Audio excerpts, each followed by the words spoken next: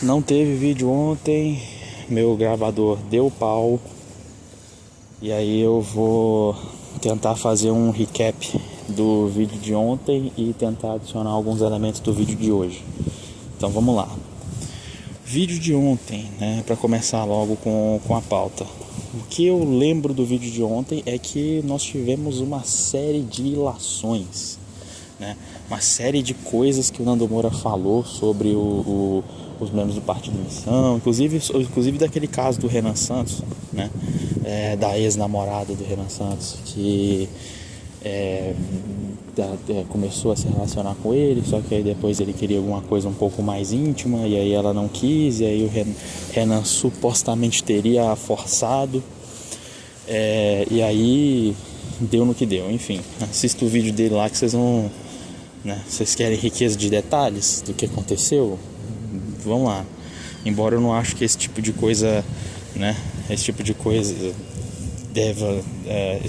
eu não acho que esse tipo de coisa deve ser divulgado, assim, deve ser divulgado. Eu fico meio com um conflito com isso, porque por um lado é bom que as pessoas saibam quem que é a pessoa, mas por outro lado é um sofrimento muito grande para a vítima, né?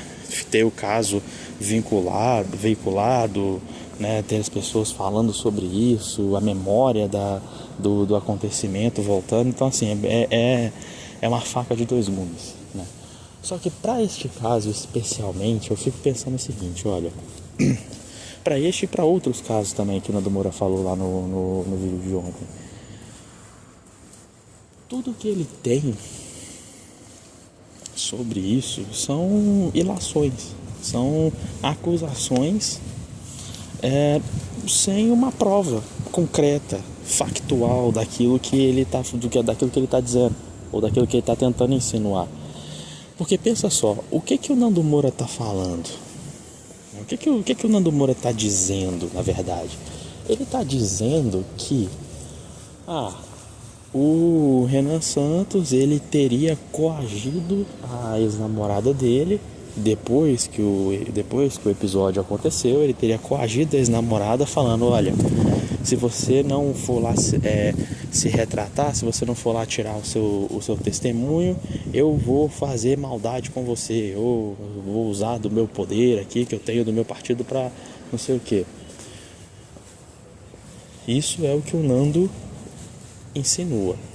Só que aquele negócio, ele no mesmo vídeo que ele insinua esse tipo de coisa, ele também vira e fala para a sua audiência. O Ministério Público não parou as investigações depois que a ex-namorada do Renan Santos mudou o depoimento. As investigações continuaram. As provas que já tinham sido produzidas até então não foram desconsideradas, porque assim, cara, a galera do MP não é burra, o juiz também não é burro, entendeu? Se existe indício de coação, isso aí vai ser investigado também. A mesma conclusão que o Nando Moura chegou, outras pessoas também chegam, inclusive quem está investigando. Entendeu? Então, se você teve a investigação, você teve essas coisas, mas novamente, palavras do Nando, né? Por falta de provas, o caso foi arquivado por falta de provas. Ou seja, não dá pra você apontar o dedo pro cara e falar que ele é um estuprador ou que não sei o que, da mesma forma que ele tá tentando vincular. Não dá pra falar isso. Não dá pra ele apontar o dedo e dizer uma coisa dessa. Por quê? Porque, cara, a justiça analisou e não chegou a conclusão nenhuma. Claro, a justiça brasileira é falha, só que, né? Só que investigação teve. Não dá pra dizer que não teve. Teve investigação. Entendeu? Agora, dá pra afirmar que teve abuso? Dá pra afirmar que teve coação? Não dá pra afirmar. Não dá pra afirmar. Tá? Então, assim, pra este caso do Renan Santos, E outros casos também, né? Que ele diz que tem o pessoal que fala dos bastidores pra mim, não sei o que, né? Tudo que ele tem são ilações, tudo que ele tem são apontadas de dedo pra falar, mas que vocês, não sei o que e tal. E prova que é bom, não tem. Não estou dizendo que eu acredito 100% na inocência do Renan Santos, não, porque o caso é estranho, o caso de fato é estranho, entendeu? O caso de fato é estranho. Existe espaço para uma coação? Existe espaço para uma coação, existe. Principalmente porque 2 meses depois a menina foi lá e mudou o testemunho dela, né? E o que aconteceu nesses 2 meses, né? Mas assim, sobre o vídeo de ontem, basicamente é isso que eu me lembro de ter comentado. Agora, sobre o vídeo de hoje, o que mais me chama a atenção é justamente aquela fala do Arthur Duval, que diz respeito ao menino lá que trabalhava no Ceasa, né? Que o Nando ele pega e fala, o cara só porque ele fala errado quer dizer que ele merece prender o matou. Assim, é isso que o Nando Moura fala no vídeo dele, porque o Arthur Duval ele queria prender e matar o cara porque ele fala errado, né? Só que se você voltar no vídeo e depois voltar na justificativa, que é plausível, tá? É uma justificativa plausível. Eu não estou falando aqui de algo que é difícil de se imaginar. É uma justificativa bem plausível. E qual justificativa que é essa? Ora, o Arthur Duval, quando ele estava falando aquele menino no Ceasa, qual que era o contexto que estava inserido naquele momento? O contexto era, o menino estava falando que o MC Pose, né, era o chefe dele, era o cara, o ídolo dele, era o cara que ele respeitava, o cara que ele seguia e não sei o que. E naquele contexto, pelo menos a justificativa do Arthur Duval, né, foi o que? Olha, eu interpretei que ele era um faccionado, né? Se ele fala que o MC Pose do Rodo, que é um cara ligado, né, ligado com esse movimento, que é um cara que já enfrentou a justiça mais de uma vez, se eu não me engano, mas enfim, que já enfrentou a justiça por ter envolvimento.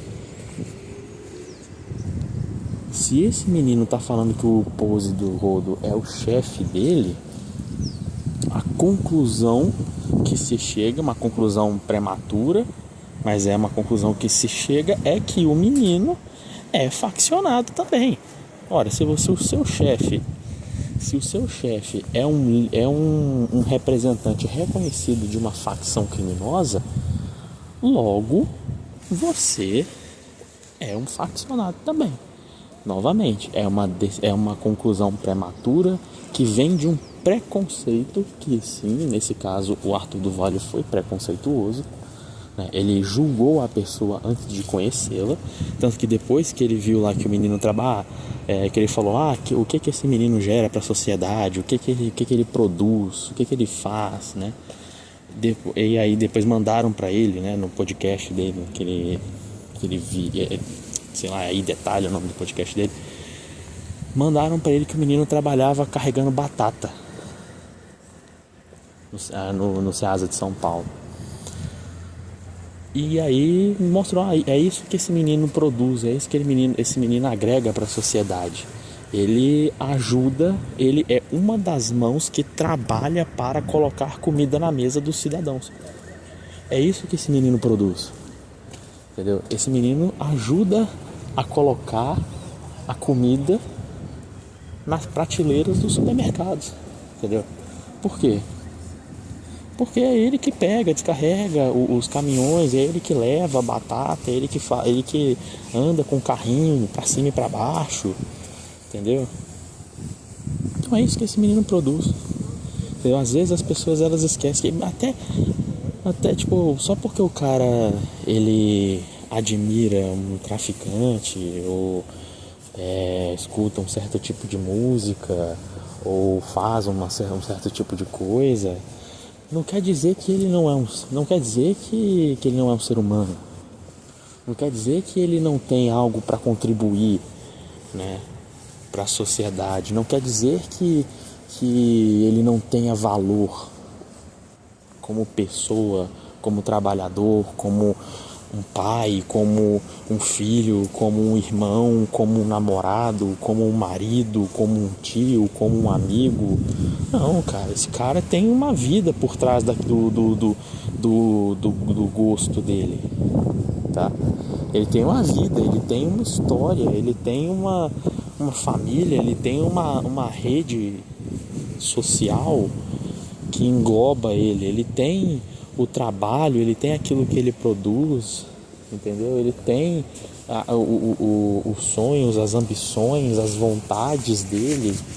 E percebe que eu não estou falando nada de bem material aqui, né? Eu não estou falando nada de bem material, até porque esse foi o tópico um dos tópicos do vídeo do Nando Moura hoje, né? Daquele cara que copiou o discurso do outro. Mas enfim, eu nem vou entrar nesse aspecto, porque eu realmente não vejo relevância nisso, né?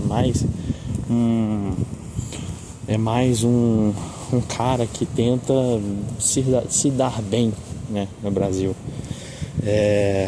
enganando a audiência dele, mas assim, ganhando dinheiro dele de forma imoral, né?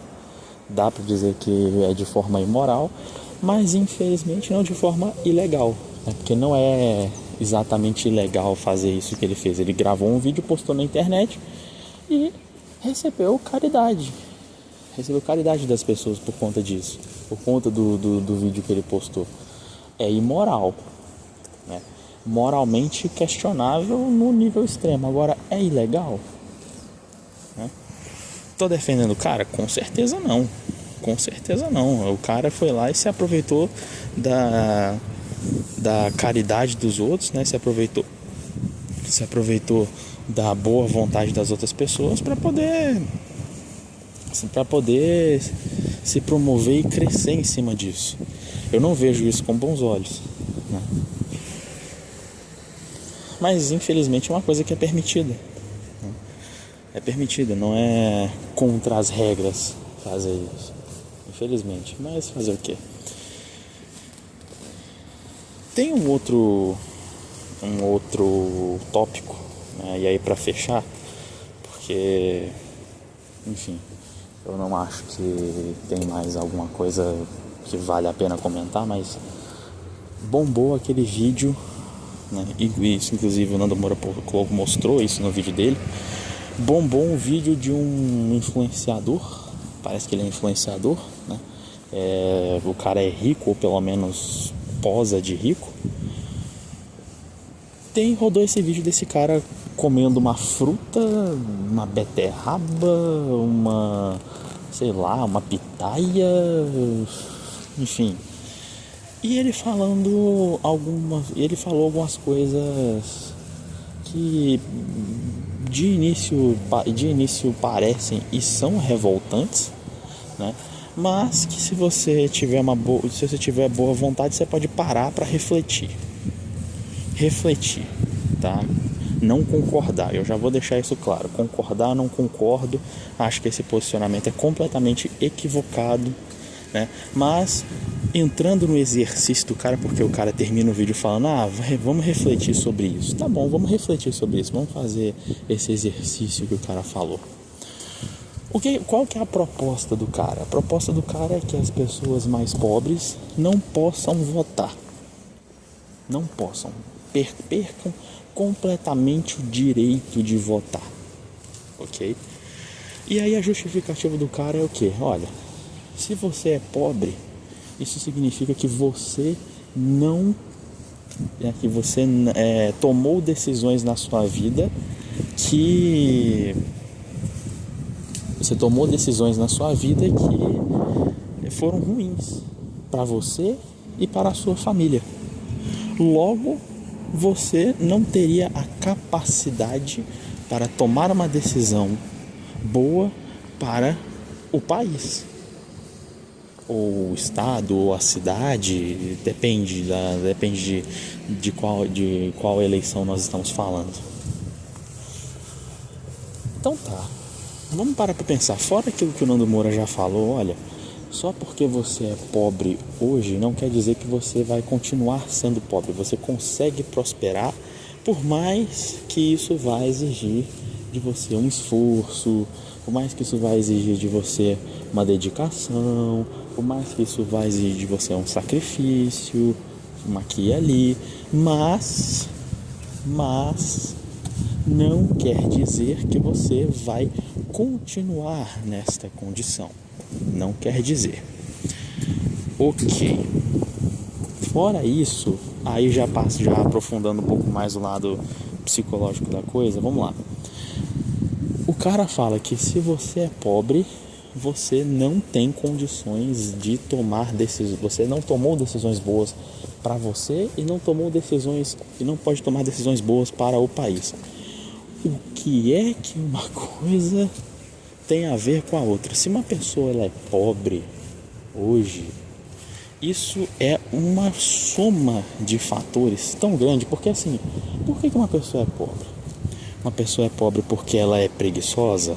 Pode ser. Uma pessoa é pobre porque ela não tem ambições na vida? Pode ser. Uma pessoa é pobre porque lhe falta oportunidades? Pode ser. Uma pessoa é pobre porque hoje, no Brasil, para você se manter, né, manter um aluguel, fazer um financiamento de uma casa própria e, consequentemente, pagar água, pagar luz, pagar condomínio, pagar internet, pagar roupa, comprar alimento, né, ir e voltar de ônibus, ou sei lá, para colocar a gasolina na sua moto, colocar a sua gasolina no seu carro, enfim, coisas básicas que o cidadão médio faz, tá? Isso é muito caro, demanda muito do salário da pessoa. Então, assim, não é algo que você vai conquistar do dia para noite, tá? E se você teve um início, tipo assim, seus pais são pobres e você cresceu num ambiente pobre e você tá lutando, você tá trabalhando, você tá se esforçando para poder prosperar, só que a sua base não foi boa, né? Como é que você vai ter um desenvolvimento a ponto de chegar e falar o seguinte: não, eu vou enriquecer, e quando eu for rico, tá? Quanto tempo que isso vai demorar? Quanto tempo que isso vai demorar? Depende de pessoa para pessoa. Só que não é justo você colocar essa pessoa que é esforçada e está tentando mudar de vida porque teve uma base ruim, ou porque não teve oportunidade, ou porque, enfim, só porque é preguiçosa mesmo. É injusto você colocar essa pessoa no mesmo balaio daquelas pessoas que são incompetentes para poder votar. E o que é uma pessoa que é incompetente para poder votar? É uma pessoa que não pesquisa, é uma pessoa que não liga para a eleição, é uma pessoa que acorda no dia da eleição, seja pobre ou seja rico, entendeu? Porra, quantas pessoas ricas, o próprio Nando Moura, o cara é rico pra caramba, e ele fala: olha, eu não vou sair para votar, eu não quero sair para votar em bandido, para ele pelo menos é um caso à parte, né? Dá para dizer que ele é um caso à parte porque ele é envolvido politicamente, ele tem a agenda dele, ele tem o movimento dele, né? Mas e uma pessoa que é rica e fala o seguinte: cara, eu prefiro pagar a multa por não ter ido votar, do que interromper o meu dia, interromper o meu domingo para ir lá no colégio eleitoral. Até porque eu não sei nem quem que tá sendo votado, não sei nem quem que tá aí, entendeu? Uma pessoa que é rica e que é completamente desinteressada no processo eleitoral, ou que fala tipo assim, beleza, tá tendo eleição aqui, mas eu vou ser uma Maria vai com as outras, eu vou votar naquilo que as outras pessoas estão votando, né? Naquilo que, eu vou pegar aqui e vou apertar um botão que só porque o meu amigo recomendou, eu gosto do meu amigo, eu vou votar. Essa pessoa, ela não é competente para votar. Por quê? Porque ela é pobre? Não. Porque ela é rica? Não. Porque é uma pessoa branca? Não. Porque é uma pessoa negra? Não. Porque é uma pessoa que está completamente desinteressada no cenário político do Brasil. O interesse dela está em outra coisa. Entendeu? E aí o Nando Moura, ele coloca um paralelo desse cara com o Arthur Duval, porque o Arthur Duval, ele apresentou um dia uma proposta falando o seguinte: olha, eu acho que a gente deveria fazer o seguinte: a pessoa que está desinteressada no processo eleitoral do Brasil, a gente vai, entre aspas, né, comprar o voto dela. Perceba que aí já tem uma diferença, né? O cara, esse influenciador, né, ele já colocou os pobres, a pessoa mais pobre num balaio e já falou: olha, essa pessoa, ela vai perder o direito de votar até que ela ganhe uma quantidade X de reais por mês, tá? E outra coisa também, tipo, um parênteses aqui: quantos ricos você tem? Uma pessoa que é rica ou uma pessoa que ganha muito dinheiro e que está completamente endividada? Porra, já vi vários casos aí, tipo assim, um servidor público que ganha, sei lá, 20 mil reais por mês. Porra, o cara que recebe 20 mil reais por mês, o cara é rico. O cara é rico, ele pode não ser super rico, mas o cara, ele tá naquele gráfico lá da pirâmide social, o cara tá muito bem, né? O cara tá muito bem, tá 1% da população, enfim. O cara, né, ele é rico, mas ele toma uma porrada de decisão errada. Ele se super endivida, né? Não é só porque você é rico, não é só porque você recebe uma quantidade X de reais por mês que você vai, né, por necessariamente tomar decisões corretas para você e para sua família, entendeu? Então, assim, beleza, fechado parênteses, vamos lá, vamos pensar, vamos continuar pensando. Nando Moura fez um paralelo, né, entre o Arthur Duval e esse cara.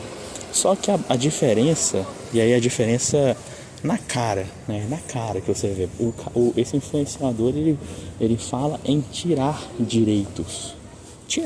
Simplesmente pegar e falar: você não vai mais ter esse direito. O Arthur Duval, ele fala: olha, beleza, se você quiser não votar, se você não quiser votar, beleza, a gente aumenta o seu auxílio aqui, ou a gente te dá uma quantidade X de dinheiro e você não vota. Isso elimina, né? Elimina as pessoas que não têm interesse em votar ou que vão votar de forma Maria vai com as outras. Você percebe que a pessoa não está arrancando um direito seu, ela está te dando mais um direito. Se você quiser continuar votando, continue votando. Mas se você quiser vender o seu voto, mas aí você está vendendo para quem? Você está vendendo para o governo, né? Porque é o governo que vai tirar o dinheiro do bolso para poder pagar essa pessoa. Tá, e o que o governo está ganhando em troca? Olha, está ganhando basicamente o voto de uma pessoa, apenas o voto das pessoas que apenas têm algum interesse de fato nas eleições. Isso é benéfico para o governo? Não. De certa forma, não. Né? De certa forma, não é benéfico para o governo, não. É o que o governo vai ganhar com isso de fato, gastando esse dinheiro? Nada. Isso vai garantir que as pessoas elas tenham um voto mais consciente? Olha, é uma possibilidade, né? Porque, como eu falei, as pessoas que estão completamente desinteressadas em votar vão deixar de votar. Elas falam tipo assim: prefiro ganhar esse dinheirinho aqui e não ser obrigado a votar do que, né? Mas as pessoas que realmente estão verdadeiramente interessadas num voto, elas vão lá e falam, não, que ganhar dinheiro o quê? Eu prefiro lutar pelo futuro da minha nação, ou seja, qual outro interesse. Só aí você já vê a diferença entre um e outro e por que o discurso dos dois não é comparável. Quer dizer que eu concordo com esse discurso do Arthur Duval? Que eu concordo com essa proposta? Olha, não necessariamente eu concordo. Não necessariamente eu concordo, porque assim, né? Que assim, o que vai acontecer? Será que quantas pessoas vão de fato desistir de votar? Né? O futuro do país vai ficar concentrado na mão de quantos? Os partidos políticos que já ganham muito dinheiro, eles vão afunilar o dinheiro deles, né, para comprar o voto das pessoas por um valor mais alto, ou seja, a gente vai criar um mercado da compra de voto. É isso que a gente vai fazer? Que o partido ele vai falar o seguinte: a minha base está vendendo o voto, o que eu vou fazer? Eu vou comprar o voto dessas pessoas por um valor um pouco maior. E aí vai virar um mercado da compra de voto. E aí pode ser que os políticos eles venham a querer aumentar o valor do fundão, porque a gente precisa de mais dinheiro para comprar voto. Enfim, tem o potencial de criar todo o mercado para cima disso. É perigoso, entendeu? É uma proposta perigosa, mas não é uma proposta criminosa, como o caso desse influenciador. Era o que eu tinha para dizer.